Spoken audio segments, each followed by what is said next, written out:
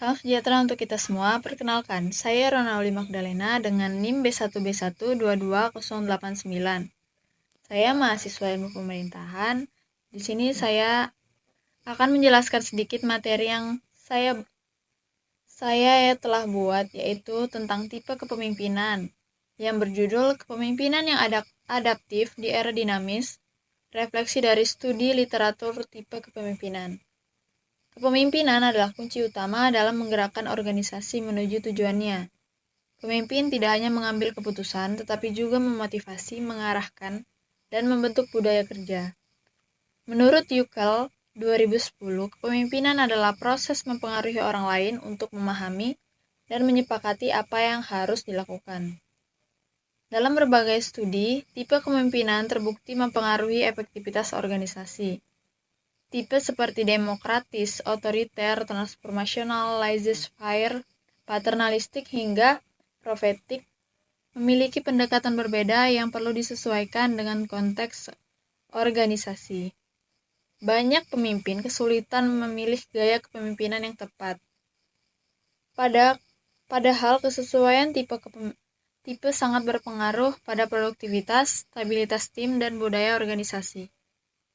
Melalui studi literatur ini, penelitian menganalisis berbagai tipe kepemimpinan dan implementasinya di berbagai sektor untuk memberi pemahaman kontekstual bagi pemimpin agar lebih adaptif dan efektif dalam menghadapi dinamika organisasi.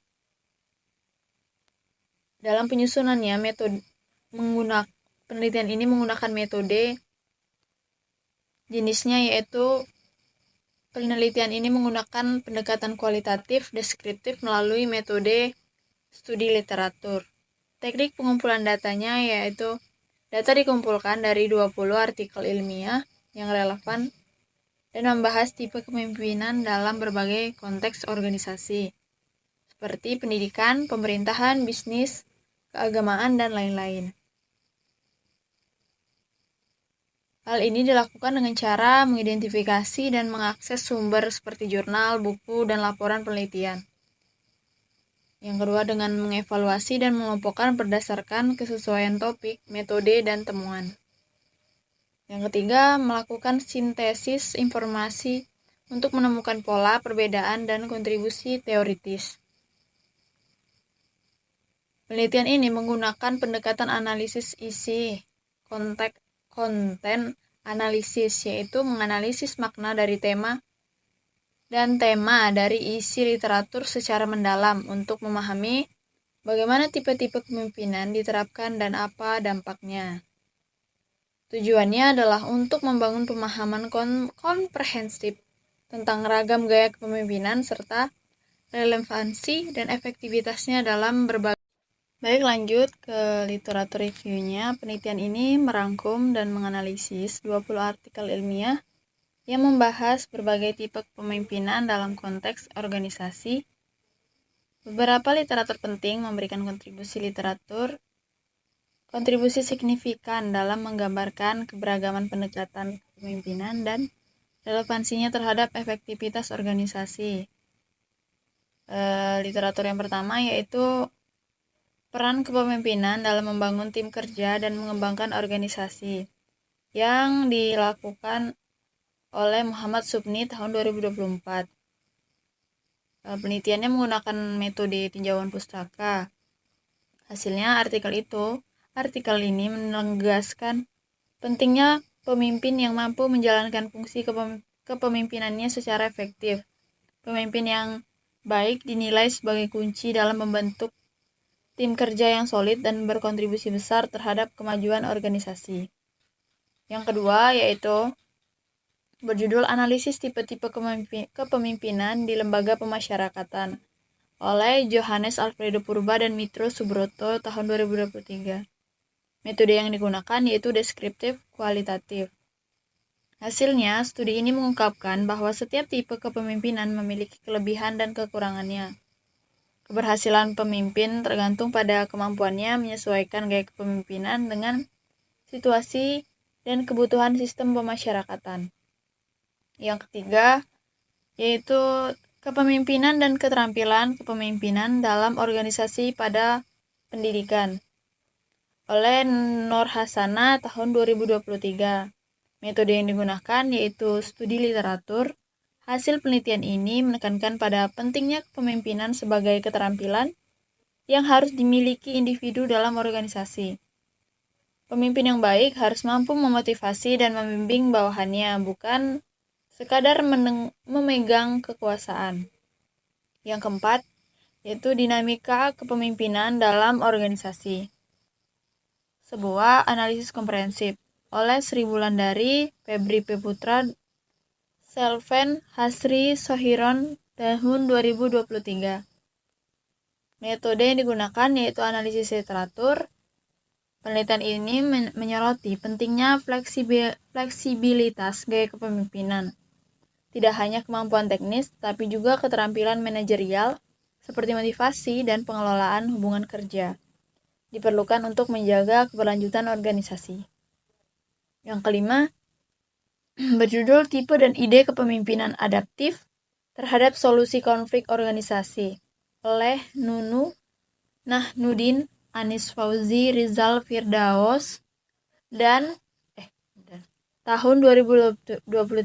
Metode yang digunakan yaitu studi pustaka kualitatif.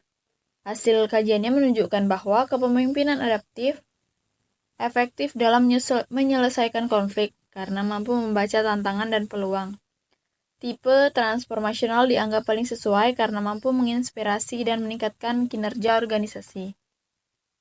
Yang keenam, tipe pentingnya kepemimpinan dalam organisasi oleh Zauhur Latifa 2023. Metode yang digunakan yaitu studi literatur. Artikel ini menegaskan bahwa kepemimpinan adalah pusat dari perubahan organisasi. Tipe kepemimpinan yang digunakan sangat menentukan efektivitas dan kestabilan organisasi, karena pemimpin berperan dalam membina hubungan kerja yang positif. Lanjut, yang ketujuh yaitu yang berjudul Hakikat Kepemimpinan dan Tipe-tipe Kepemimpinan Pendidikan oleh Sri Rahayu, Ike Kurnianti, Iis Suryani, Didin Wahidin, Henry Soendar Mukhtar tahun 2023. Metode yang digunakan yaitu kualitatif dengan analisis deskriptif dan studi literatur. Penelitian ini menekankan berbagai tipe kepemimpinan dalam pendidikan seperti demokratis, otoriter, laissez-faire, karismatik, dan kebapaan. Tipe yang dipilih dipengaruhi oleh faktor psikologis, ekonomi, pengetahuan, dan sosial budaya. Yang kedelapan, tipe-tipe kepemimpinan di lembaga pemasyarakatan oleh Andi Muhammad Alifsa Mahendra dan Andika Marjaya tahun 2021. Metode yang digunakan yaitu deskriptif kualitatif. Studi ini menemukan bahwa kepemimpinan demokratis paling efektif diterapkan dalam lembaga pemasyarakatan karena mampu meningkatkan motivasi, partisipasi, dan menciptakan hubungan kerja yang harmonis. Yang kesembilan yaitu analisis tipe kepemimpinan paternalistik dalam peningkatan pelayanan publik di tengah situasi pandemi COVID-19 oleh Siti Marwiyah tahun 2020. Metode yang digunakan yaitu kualitatif. Penelitian ini menyimpulkan bahwa kepemimpinan paternalistik menciptakan stabilitas pelayanan publik. Pemimpin mengambil keputusan secara mandiri namun tetap menekankan pada kebersamaan dan kesejahteraan masyarakat yang diterima secara positif karena kedekatan sosial dan budaya. Yang ke-10 yaitu tipe kepemimpinan kepala sekolah dalam meningkatkan kinerja guru di SMP Negeri 11 Kota Palu. Penelitian ini dilakukan oleh Jusrin Kamarudin tahun 2022. Metode yang digunakan yaitu kualitatif dengan dengan teknik observasi, wawancara mendalam, dan studi dokumentasi. Hasil penelitiannya menunjukkan bahwa kepala sekolah menerapkan 3 gaya kepemimpinan. Yang pertama, demokratis, partisipatif, dan transformasional. Kombinasi ini dinilai efektif dalam meningkatkan profesionalisme dan semangat kerja para guru. Yang ke-11, korelasi tipe kepemimpinan kepala sekolah dan lingkungan kerja terhadap kinerja guru oleh N.L.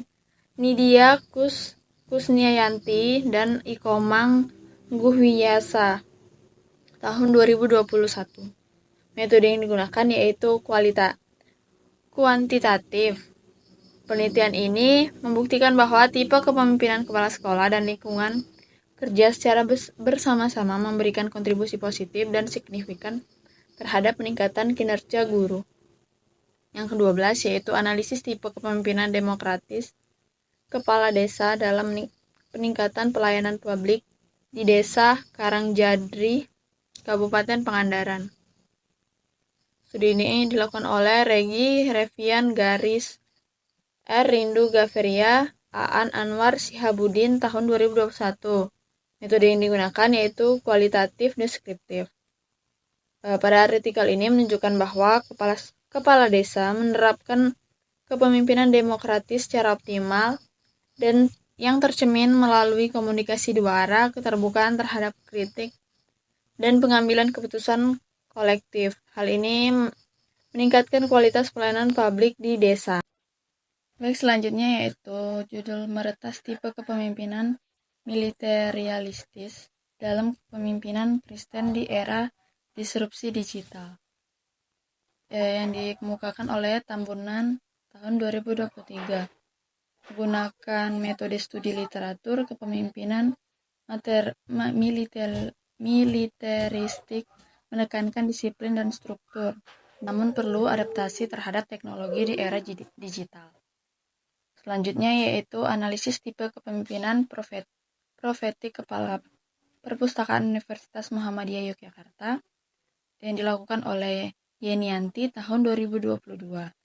Metode yang digunakan yaitu kualitatif dengan teknik wawancara, studi pustaka, dan dokumentasi.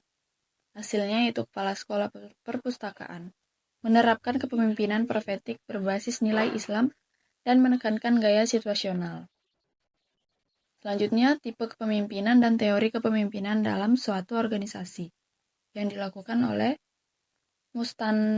Mustansiroh dan Hendriani tahun 2022. Metode yang dilakukan yaitu studi pustaka, deskriptif, kualitatif.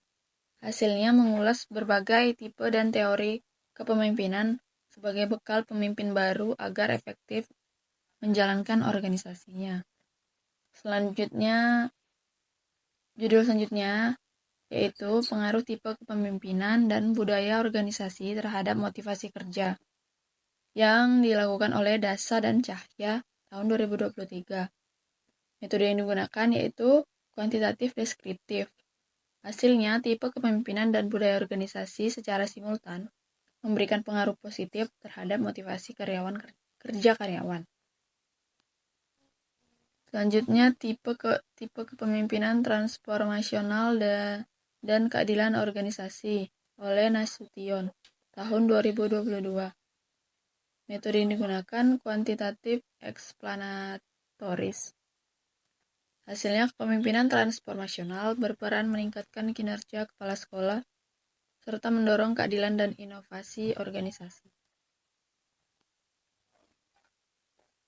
Lalu, tipe-tipe kepemimpinan dalam manajemen pendidikan yang dilakukan oleh Marliana tahun 2022.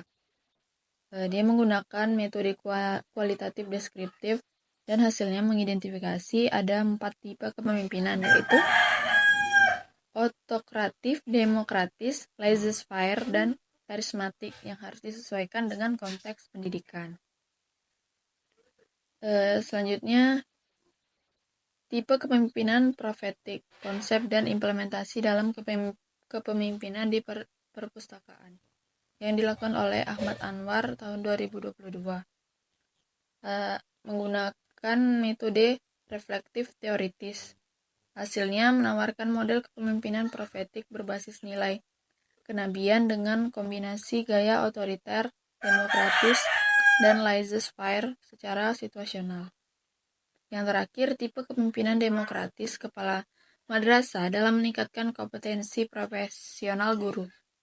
Penelitian ini dilakukan oleh Nasir tahun 2021.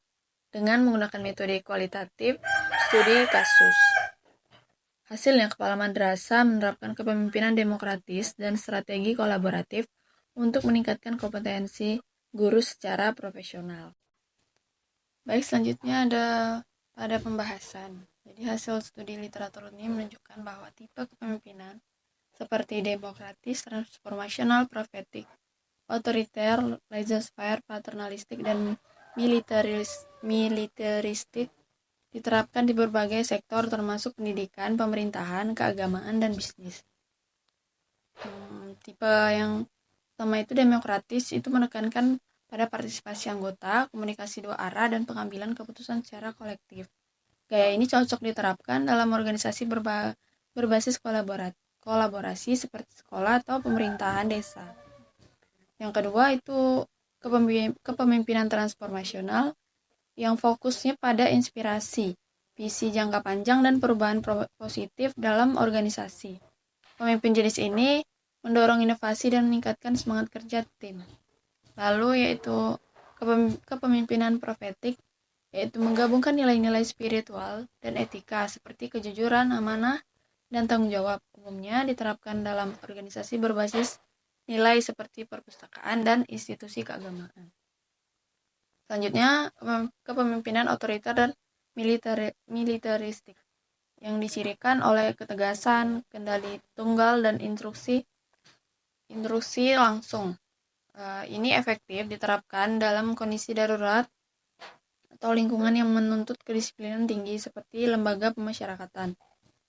Selanjutnya, kepemimpinan laissez-faire memberikan kebebasan penuh kepada anggota dalam menyelesaikan tugas. Gaya ini cocok untuk tim yang sudah matang dan mampu bekerja secara mandiri. Selanjutnya, kepemimpinan paternalistik yang menekankan pada pendekatan kebapaan, kehangatan emosional, dan pelindungan terhadap anggota. Biasanya muncul dalam pelayanan publik atau konteks sosial yang menuntut kedekatan budaya. Setiap tipe membawa dampak berbeda terhadap dinamika organisasi, tergantung pada konteks, karakteristik anggota, dan tantangan yang dihadapi. Kepemimpinan demokratis mendorong partisipasi transformasional, menginspirasi perubahan, profetik menanamkan nilai etik, sedangkan otoriter dan militeristik cocok dalam situasi membutuhkan ketegasan. Implementasi gaya kepemimpinan harus bersifat fleksibel dan kontekstual agar mampu menjawab kebutuhan dan dinamika organisasi modern. Selanjutnya ada tantangan dan peluangnya. Tantangan utamanya dalam kepemimpinan adalah tidak adanya satu gaya yang cocok untuk semua situasi.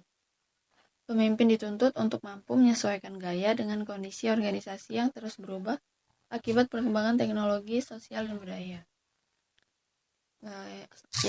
Selanjutnya, kurangnya keterampilan interpersonal dan analisis situasional juga menghambat efektivitas penerapan gaya kepemimpinan. Namun, tidak hanya tantangan, terdapat juga peluang besar bagi pemimpin yang adaptif untuk mengembangkan pendekatan yang relevan dan humanis. Pemahaman terhadap berbagai tipe kepemimpinan dari literatur memungkinkan pemimpin membentuk strategi yang inovatif, etis, dan kontekstual sesuai kebutuhan zaman. Slide selanjutnya yaitu kesimpulan. Kesimpulan dapat ditarik yaitu kepemimpinan memegang peran sentral dalam keberhasilan organisasi. Tidak ada satu tipe kepemimpinan yang paling ideal. Efektivitas bergantung pada kecocokan antara gaya yang dipilih dengan konteks dan dinamika organisasi. Dengan memahami berbagai tipe kepemimpinan melalui studi literatur, pemimpin dapat bersikap lebih adaptif, responsif, dan mampu membangun organisasi yang produktif, kolaboratif, serta berkelanjutan. Mungkin sekian yang bisa saya sampaikan pada penjelasan ini. Saya berharap kita yang menonton video ini bisa dapat memahami tipe-tipe kepemimpinan yang ada. Terima kasih saya ucapkan.